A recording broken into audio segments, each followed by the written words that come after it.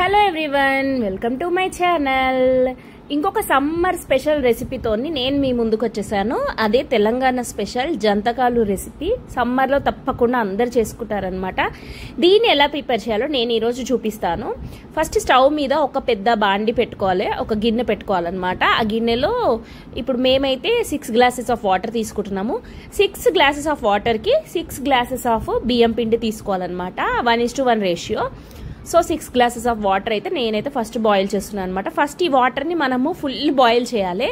దీంట్లో కొంచెం సాల్ట్ వేసుకొని, దీనికి తగినంత సాల్ట్ వేసుకొని దీన్ని ఫుల్ బాయిల్ చేయాలన్నమాట. బాయిల్ చేసినాక మనము ఈలోపు ఇవి బాయిల్ అయ్యేలోపు మనము పక్కన 6 గ్లాసెస్ ఆఫ్ బియ్యం పిండి కొలిచి పెట్టుకోవాలన్నమాట.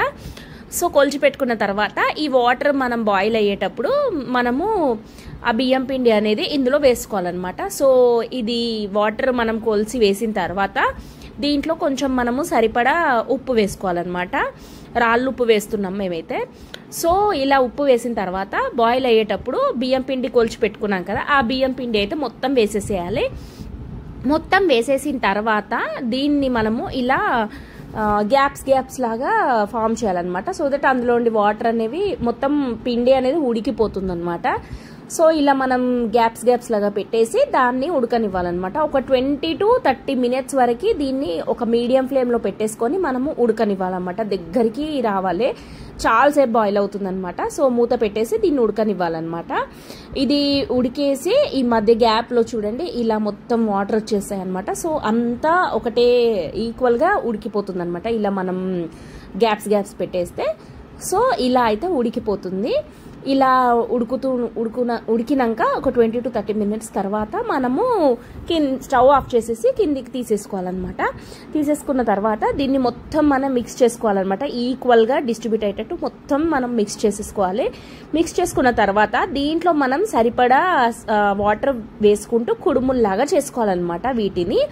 సో జంతకాలకి ఏంటి అంటే మనకి జంతకాల పీట అనేది దొరుకుతుంది అనమాట. సో మాది పాతది ఖరాబ్ అయిందని చెప్పేసి కొత్తది తీసుకొని వచ్చాము షాప్లో. సో ఇలా ఉంటుంది. ఇలా చాలా ఇంకా చెక్కది కూడా ఉంటుంది అనమాట. ఇలాంటిది ఉంటుంది, చెక్కది కూడా పెద్దది ఉంటుంది అనమాట. సో 2-3 రకాలు ఉంటాయి దీంట్లో. సో మేమైతే ఇది తీసుకొని వచ్చాము. మనం ఇలా కొంచెం పిండి తీసుకుంటూ సరిపడా వాటర్ వేసుకుంటూ మనం మొత్తం దీన్ని మిక్స్ చేసుకోవాలన్నమాట. పిండినంతా మిక్స్ చేసేసుకొని మనం కుడుముల్లాగా చేసుకోవాలన్నమాట. సో ఇలా మొత్తం పిండి అంతా దగ్గరికి తీసేసుకొని మొత్తం మిక్స్ చేసుకోవాలి. మనకు ఎంత కావాలో వాటర్ అంతా వేసేసుకుంటూ మొత్తం చాలా మిక్స్ చేసుకోవాలన్నమాట.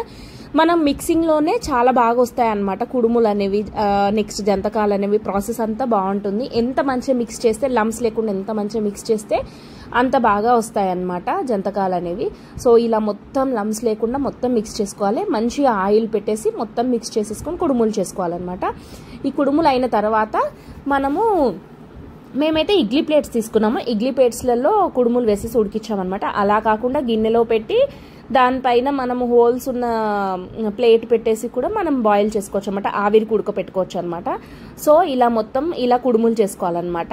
మంచిగా మిక్స్ చేసేసిన తర్వాత కుడుములు చేసుకోవాలి.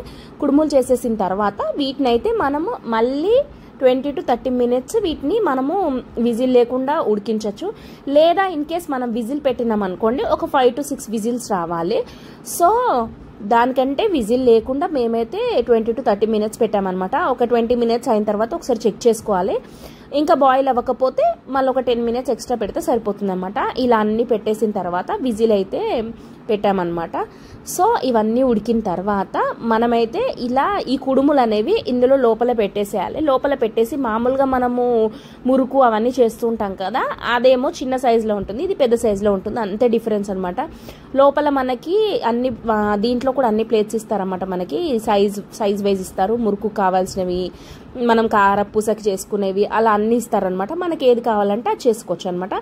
సో పిల్లలు చేస్తా అని వచ్చారనమాట. వీళ్ళకి కూడా ఈజీగా చేయొచ్చు. మనం కింద స్టాండ్స్ని మనం పట్టుకుంటే వాళ్ళకి తిప్పడం ఈజీ అవుతుంది అనమాట. సో ఇలా అయితే జంతకాలు అయితే మనకు రెడీ అయిపోతాయి అనమాట. ఒక 2 hours ప్రాసెస్ అయితే ఉంటుంది ఇది.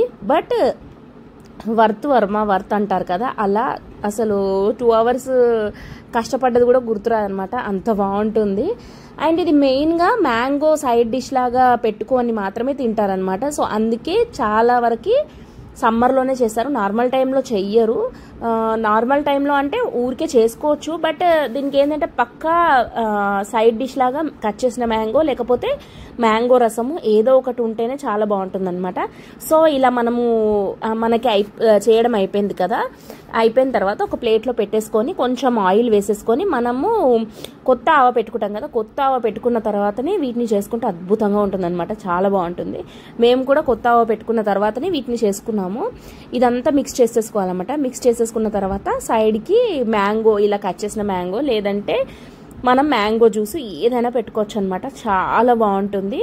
ఇంకా టేస్ట్ విషయానికి వచ్చేస్తే మనము కారం ఎంత తినగలుగుతామో అంత కారం మనము కలిపేసుకొని తింటే బాగుంటుంది అనమాట. పిల్లలకైతే కొంచెం చప్పగా కలపాలి, అలా చాలా బాగుంటుంది. తప్పకుండా ట్రై చేయండి.